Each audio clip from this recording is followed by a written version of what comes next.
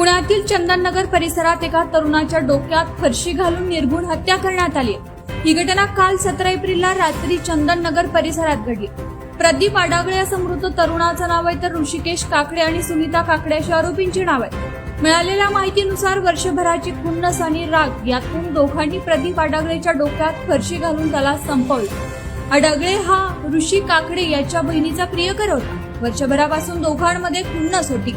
बहिणीला त्रास का देतो म्हणून कायम दोघांमध्ये वादावादी व्हायची। काल रात्री 11:30च्या सुमारास दोघी चंदननगर परिसरात असलेल्या भाजी मंडईमध्ये ऋषिकेश काकडे आणि त्याची आई सविता आणि मित्र शुभम मांढरे यानं प्रदीपला थेट फरशीने मारहाण केली। यात प्रदीप गंभीर जखमी झाला। त्याला उपचारासाठी ससून रुग्णालयात दाखल करण्यात आलं होतं, मात्र त्याचा उपचारापूर्वीच मृत्यू झाल्याचं डॉक्टरांनी घोषित केलं।